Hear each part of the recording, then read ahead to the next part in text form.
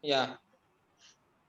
Assalamualaikum warahmatullahi wabarakatuh. Waalaikumsalam warahmatullahi wabarakatuh. Waalaikumsalam warahmatullahi wabarakatuh. Sebelum acara dibuka, lebih baiknya kita berdoa dulu. Berdoa dimulai dengan kepercayaan masing-masing. Berdoa mulai.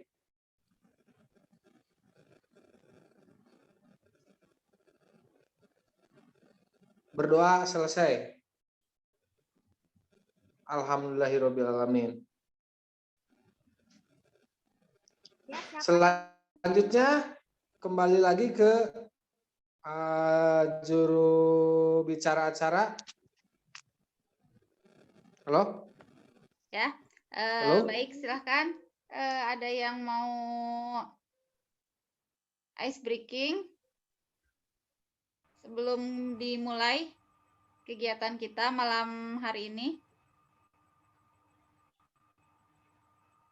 Kalau tidak ada sedikit ini ya, ice breaking. Dengan clue-nya itu adalah tebak-tebakan bumi itu bulat. Jadi clue-nya itu bumi itu bulat ya.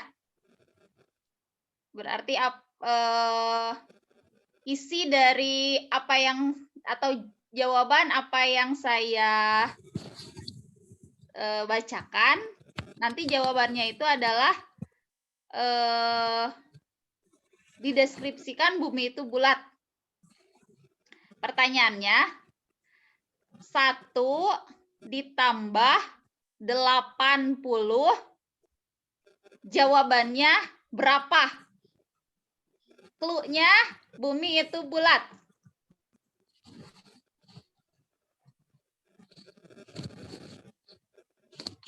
Tahu.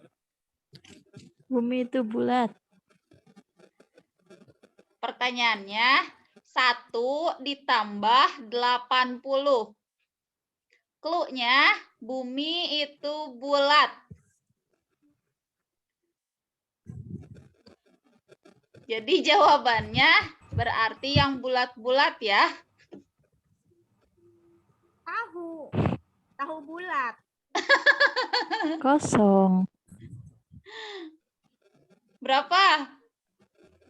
1 ditambah 80.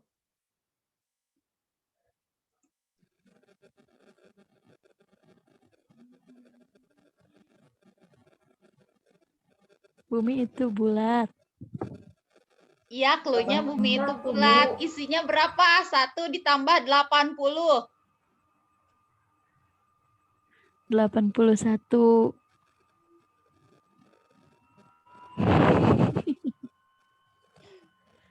Satu Bu. Nyerah Bu, aku nyerah Bu. Berapa Bu Cindy? 81. 3 ya. Kenapa 3? Tadi kan clue-nya bumi itu bulat. Di angka 8 itu kan ada bulatan 2. Terus ditambah 8-nya. 8-nya itu kan ada bulatan 2 sama 0, 80. Jadi ada bulatan 3. Karena clue-nya itu adalah bumi itu bulat. Nah, mungkin itu ya ice breaking kita hari ini. Terima kasih. Kita langsung ke pemateri selanjutnya ya. Silakan Bu Musi. Ya, bismillahirrahmanirrahim. Terima kasih ya kepada Bu Yani. Iya. Bu Yani yang membuat semangat kita. Ya, Meskipun Bu. kita agak pusing. Nggak nyampe.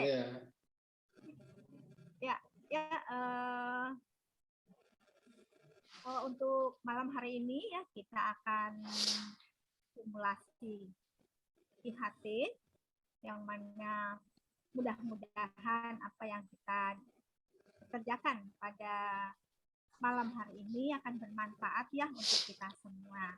Amin ya rabbal alamin. Nah, di sini kita ya dari kelompok D kelompok 4 yang akan Amin. membahas tentang pembelajaran yang memerdekakan. Nah, bagaimana sekarang kabar Bu Firdaus Nuzulah ya? Nah, sehat Bu? Iya, Bu. Alhamdulillah sehat. Bu Musi sehat juga kan ya? Idenya sudah bobo? Alhamdulillah sudah, Bu.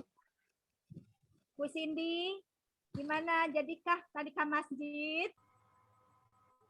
Enggak, Bu. Serem, Bu, di belakangnya kuburan.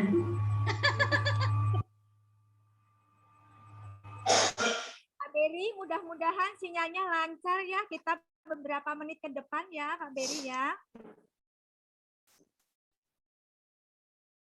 Ya, Kak Beri mudah-mudahan dengar. Bu Yani, Iya Bu hadir. Kak Yani di malam ini mudah-mudahan tetap semangat dan selalu senyum. Selalu Bu, selalu semangat. Ya, untuk malam hari ini yang akan kita bahas yaitu pembelajaran yang memerdekakan. Mungkin bisa dikeluarkan slide-nya ya. Boleh. Untuk Beri.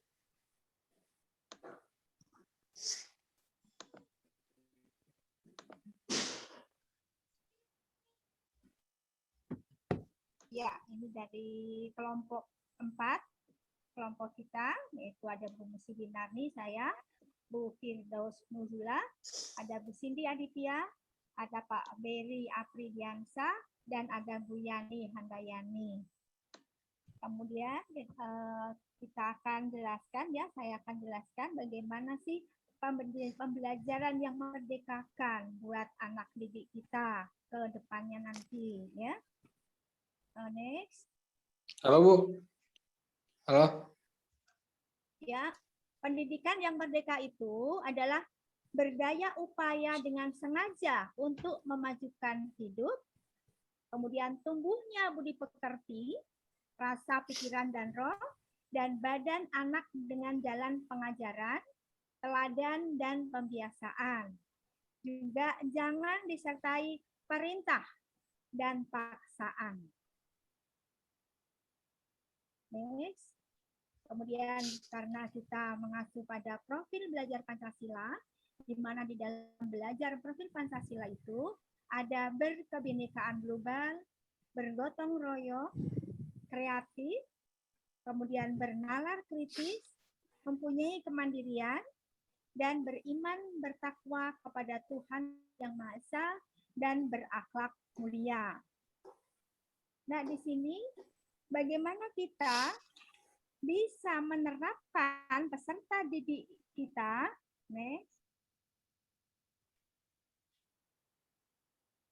Peserta didik kita diberi atau kita beri kesempatan dan kebebasan dalam belajar tanpa ada paksaan dan perintah, sehingga mereka bisa, maaf tulisan salah ya, bisa mengeksplorasi kemampuannya di dalam dirinya atau di dalam pikirannya. Kemudian kita memberikan kesempatan kepada peserta didik kita agar mereka bisa berpikir secara kritis dan berani untuk mengungkapkan pendapat sesuai dengan jalan pikirannya dan mungkin sesuai juga dengan usianya. Kemudian kita beri kesempatan kepada mereka menggunakan teknologi digital dalam mencari materi pembelajaran dan cara belajar mereka. Kenapa? Karena pada saat ini kita sudah memakai teknologi yang begitu luasnya sehingga anak-anak kita beri kesempatan untuk mengakses bagaimana biar mereka bisa belajar dengan cepat dan mudah tentunya. Meskipun tetap ada pengontrolan dari kita selaku pendidik dari mereka. Nah, ini semua itu pada zaman kolonial dulu, pada zaman dulu itu juga pernah diajarkan oleh Ki Hajar Dewantoro. Ki Hajar Dewantoro adalah salah satu tokoh pendidik nasional yang beliau mendirikan taman siswa di Yogyakarta yang mungkin sekarang sudah sampai kemana-mana. Di mana filosofi Ki Hajar Dewantara itu adalah ada kata-kata engarso ya, engarso sung tulodo, di mana kita sebagai pendidik adalah menjadi garis depan bagi anak didik kita. Bagaimana kita bisa memberikan contoh teladan, baik lisan kita, tingkah laku kita, juga mungkin cara berpikir kita ajarkan kepada mereka. Karena anak-anak untuk zaman sekarang itu tidak hanya kita kasih omongan aja. Jadi kita ngomel aja itu mungkin tidak saatnya seperti itu. Tapi kita beri keteladanan dengan cara tingkah laku kita yang baik kepada mereka. Mereka pasti nanti akan melihat, oh para pendidik itu seperti ini. Berarti nanti saya juga akan seperti mereka. Kemudian ada Eng Madyo Mangun Karso, di mana kita memberikan semangat kepada peserta didik kita, anak-anak didik kita, yang mungkin mereka, karena kan anak-anak itu kan dari berbagai karakter ya Bu ya, dari berbagai sosial juga, otomatis mereka juga mungkin ada yang agak sedikit mempunyai rasa rendah diri ya, bukan tapi ada yang rendah diri karena mungkin mereka mempunyai sesuatu yang tidak bisa diungkapkan. Nah, inilah tugas kita sebagai seorang pendidik, bagaimana membangun semangat kepada mereka sehingga mereka mampu dan mau untuk belajar secara mandiri dan mau mengungkapkan apa yang ada di dalam pikiran mereka atau unek-unek mereka. Bu, saya itu sebenarnya ingin seperti ini. Pak, saya itu sebenarnya ingin seperti ini. Itu kita akomodasi. Kita pasti bisa kita kita ayomi dan kita memberikan semangat kepada mereka. Nah, mudah-mudahan mereka nanti bisa. Dan tuturi handayani sebagai pendidik, sebagai garis depan di dalam pendidikan, kita mempunyai tugas mendorong untuk anak didik kita bagaimana mereka bisa bersaing, ya, bisa bersaing dengan pelajar-pelajar lain atau mungkin juga bersaing di tingkat nasional atau internasional dengan kemampuan yang mereka miliki. Mereka bisa mengeksplorasi kemampuan mereka. Nah, inilah tugas kita, mendorong mereka, memberi motivasi kepada mereka sehingga mereka mempunyai jiwa ya tadi yang berpikir kritis, kemudian bagaimana mereka bisa belajar dengan dunia mereka sendiri melalui internet. Nah, itu sangat diperlukan kepada saat ini. Inilah tugas kita semua sebagai pendidik dan sebagai suri teladan. Bagaimana kita bisa memerdekakan anak didik kita di dalam proses belajar. Mungkin hanya itu yang saya sampaikan ya. Mungkin ada yang menambahi atau mungkin ada yang bertanya. Silakan. Ya, mangga Bu Cindy, Bu Yani, atau Bu Firda, atau Pak Beri. Ayo, mangga. Jelas ya Bu ya, Bapak? Ya, jelas. Bu, saya boleh bertanya? Mangga. Ya, jadi kan di situ ada profil pelajar Pancasila ya, yang bergotong royong, mandiri. Nah, saya mau bertanya gimana caranya, dengan cara apa gitu, kita bisa menumbuhkan profil pelajar Pancasila ini diterapkan di sekolah. Mungkin begitu saja Bu pertanyaan saya. Assalamualaikum warahmatullahi wabarakatuh.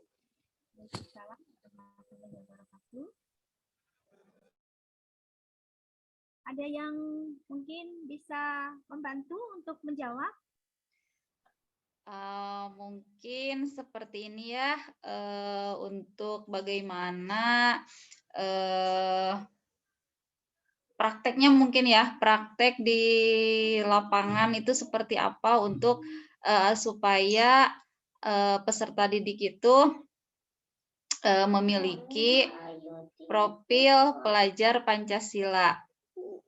Yang pertama, beriman, bertakwa kepada Tuhan Yang Maha Esa dan berakhlak mulia. Itu bisa diterapkan dalam segi keagamaannya ya Bu ya. Segi keagamaannya, berlatih berdoa sebelum belajar, terus mengucapkan salam apabila bertemu dengan guru. Itu juga kan bagian akhlak ya, bagian akhlak juga. Terus mandiri, kita latih anak peserta didik supaya bisa belajar mandiri tanpa harus disuruh oleh guru gitu. Jadi kemandirian itu bisa mereka ditimbulkan oleh diri sendiri, juga didorong oleh gurunya gitu. Nah mungkin itulah dari saya, pendapat dari saya mungkin seperti itu untuk untuk lebih menanamkan profil pelajar Pancasila itu sendiri gitu dari beberapa poin. Nah, Terima kasih kepada Bu Yani. terima kasih. Ada yang mau menanggapi lagi? Pak Beri atau Bu Cindy? Ya, kalau menurut saya Bu, menanamkan itu memang sulit ya Bu, karena kan siswa itu karakternya berbeda-beda. Tetapi lebih sulit lagi membiasakan dan menerapkan itu dalam kehidupan mereka sehari-hari, tidak hanya di sekolah, tetapi juga bisa mereka terapkan sehari-hari di lingkungan rumah dan lingkungan masyarakat. Seperti itu. Menurut saya itu sih sulit Bu. Makanya kontrol ini sebetulnya menurut saya bukan hanya dari guru saja, tetapi di lingkungan rumah itu bisa orang tua, sedangkan di lingkungan masyarakat bisa oleh teman-teman sejawatnya, seperti itu menurut saya. Ya, mungkin saya menambahkan ya, jadi memang betul kata Bu Yani dengan Bu Cindy tadi untuk menjawab pertanyaan dari ya, bagaimana sih kita selaku pendidik untuk bisa memberikan anak itu sebagai profil pelajar Pancasila yang mana kita memberikan kesempatan atau memerdekakan kepada mereka untuk bisa mengembangkan diri sendiri atau berpikir mereka secara kritis. Nah itu tadi tugas bagi kita memberikan contoh. Contohnya misalnya kita sholat duha pagi-pagi mungkin ya, karena kita muslim mungkin. Nah itu anak pun juga akan mengikuti. Oh buku yang itu sholat duha, saya akan ikutan. Kemudian juga bagaimana kita memberikan keramahan kepada mereka, kita mengayomi kepada mereka. Nah itu akan menjadi contoh bagi mereka tanpa kita istilahnya tuh otoriter ya. Jadi nih kamu harus sholat nah, daripada kayak gitu ya kan. Ayo kita kerja bakti misalnya. Tapi kalau kita terjun secara langsung maka anak akan mengikuti contoh yang kita kerjakan. Ya mungkin hanya itu ya yang ada lagi mungkin yang lain Pak Beri? Cukup Bu, cukup. Iya. Ya, jadi itu ya. Jadi ya. Ya dari sharing kita, kemudian bagaimana tadi pertanyaan dari Bu Fida, bagaimana jawaban dari Bu Cindy juga Bu Yani, mungkin menambah wawasan dan pengetahuan kita bagaimana untuk kedepannya anak-anak didik sekarang, apalagi sekarang itu dalam musim pandemi seperti ini ya. Jadi kita berikan kesempatan kepada anak didik kita untuk membiasakan mencari atau membuka internet, yang pasti dia tetap pengontrolan dari jadi kita simpulkan saja bahwa bagaimana kita bisa memberikan kemerdekaan di dalam belajar kepada anak didik kita, sehingga mereka bisa mengeksplorasi mereka di dalam pembelajaran. dan berani mengungkapkan pendapat. Karena kadang-kadang anak itu nggak berani berterus terang melalui lisan, tetapi dia bisa melalui dunia maya, dia bisa semua rasa curhat mungkin itu mereka berani ke situ. Ya. Jadi hanya itu mungkin pembelajaran atau IHT pada malam hari ini mudah-mudahan bermanfaat untuk kita semua dan menjadi pengalaman yang berharga buat kita. Terima kasih itu dari saya. Menambah Ke yang lain ya. menambahkan sedikit Bu. Ya Pak. Untuk di dunia maya juga guru itu harus mengarahkan. Kalau sama guru tidak diarahkan, banyak murid juga yang tidak tahu dalam dunia maya, Bu. Di sekolahnya kayak di saya kan ngajarnya di sekolahnya pinggiran gitu ya, Bu. Kabupaten pinggirannya. Nah, suka banyak yang tidak mengerti, Bu, kalau sama gurunya nggak diarahkan gitu. Beda dengan kabupaten kotanya. Kalau saya kan ngajar itu dari rumah itu sejam ke pinggirannya, tapi banyak anak itu yang tidak mengerti antara anak dengan orang tuanya di dunia maya itu, banyak yang tidak mengerti kalau tidak diarahkan sama gurunya, Bu. Ya, jadi terima kasih Pak Beri sudah menambahkan yang pasti adalah keteladanan seorang pendidik ya Pak ya, tetap kita terapkan dan pengontrolan di dalam dunia maya. Makanya kadang-kadang kita harus lebih maju dari anak-anak kita sehingga bisa mengontrol di dunia maya, tulisan mereka seperti apa, kemudian foto-foto mereka seperti apa, kemudian mungkin apa ya yang mereka upload di sosial media. Biasanya kan kebanyakan curhat di sana. Nah, itulah tugas kita. Bagaimana kita bisa mengontrol kepada mereka, tetapi tetap mengarahkan, tidak membiarkan. Ya, itulah. Tapi kita berikan kemerdekaan kepada mereka. Bagaimana mereka belajar, bagaimana mereka berargumentasi, bagaimana mereka bisa mengevaluasi, mengeksplor keinginan mereka di dunia maya. Tapi tetap saja tugas kita, kewajiban kita adalah mengontrol mereka, memberi kesempatan ke mereka, tetapi tetap di garis yang memang sudah ditentukan oleh capaian pembelajaran yang sudah kita terapkan. Ya. Mungkin hanya itu ya. Ada yang menambahkan lagi? Bu, kalau saya mau bertanya misalnya, bagaimana menghadapi pemikiran orang tua siswa, Bu, yang ada yang mereka itu melarang anaknya untuk sekolah, justru kebalikannya, Bu. Jadi orang tua siswa itu di sini kebanyakan berpikir bahwa sekolah itu untuk apa, gitu. Jadi lebih baik bekerja cari uang. Padahal keinginan anaknya untuk sekolah itu ada, tapi orang tuanya justru yang tidak antusias dengan sekolah. Bagaimana caranya kan seperti itu berarti mengurangi hak siswa ya Bu, karena mereka kan sebenarnya memiliki hak untuk mendapatkan pendidikan. Ya, terima kasih Bu Cindy ya. Pertanyaannya coba saya jawab ya. Jadi memang di saya juga ada Bu. Jadi kebanyakan orang tua yang mungkin mereka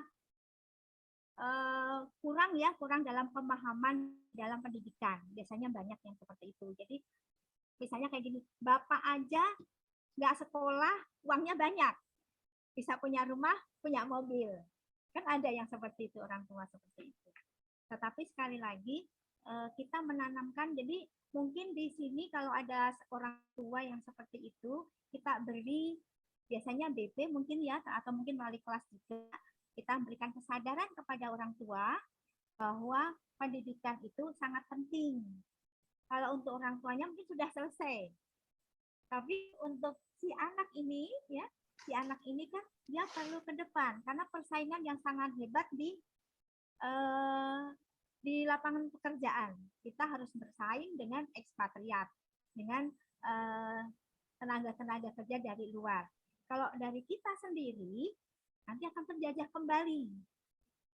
Nah, itu seperti itu. Jadi orang tua bisa kita kasih pengertian bagaimana sih kebutuhan seorang pendidik, seorang siswa yang ingin sekali bersekolah, tapi orang tuanya mungkin karena ya itu tadi, kadang bapak nggak sekolah aja udah punya uang banyak kok gitu, nggak usah sekolah, perusahaan kan ada seperti itu. Sekali lagi pendidikan penting untuk anak-anak ke depan. Bu Cindy, mungkin itu aja ya.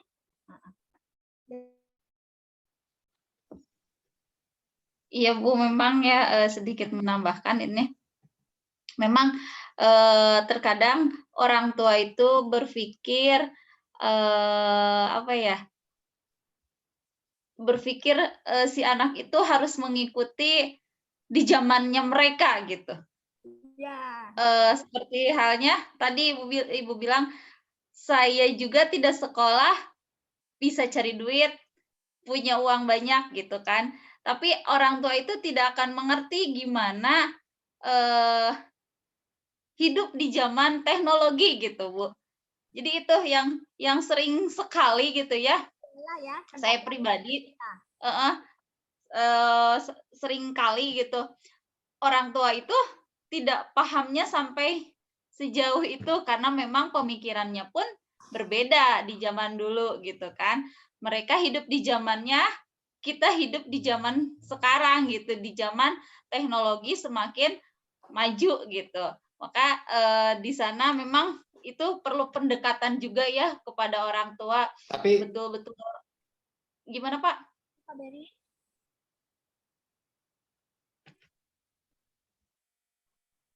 Ya, Pak Beri. Tapi kalau kebanyakan kan itu banyaknya di pedesaan ya Bu, kalau yang gitu ya. Ya, betul Pak. Nah, pengalaman saya waktu sebelum ada apa namanya jalan keluarnya, saya itu mendatangi dulu lingkungan Bu. Jadi itu kebanyakan aparat desa itu tidak itu Bu, tidak mengasih itu apa namanya semacam kayak penyuluhan gitu Ya, ke aparat desanya lingkungan. Kalau ngasih penyuluhan, orang tua itu tahu gitu. Orang tua itu tahu gimana anaknya untuk disekolahkan. Kalau antara aparat desanya menyuruh aparat desanya lagi untuk penyuluhan dan kerjasama dengan sekolah. Kalau tidak ada penyuluhan, ya iya pasti orang tua menjawabnya gitu. Buat apa sih sekolah? Gitu. Uang banyak buat apa gitu. Tapi kalau sekarang kalau aparat desanya udah paham itu lebih mengurangi lah orang tua itu berbicara seperti itu Bu. Gitu. Ya, berarti yang pertama yang penting adalah pendekatan ya Pak, pendekatan kepada mereka yang mungkin kita bukalah wawasan orang tua bahwa pendidikan itu sangat penting. Iya, gitu. Jadi intinya jalan keluarnya itu untuk mengatasi orang tua yang kayak gitu, yang susah nggak bisa diajak ngobrol itu dengan sekolah itu kayak dengan BP aja lah. Kita harus mendatangi aparat desanya. Nah, kita berbicara dengan aparat desa penyuluhan supaya kita mendatangi lagi itu kepada orang tuanya langsung paham Bu. Kalau kita langsung dengan BP datang, kalau tidak ada penyuluhan, nggak bakalan paham-paham orang tua itu Bu. Yang ada di pikirannya itu pasti uang dengan uang aja. Buat apa sih sekolah gitu?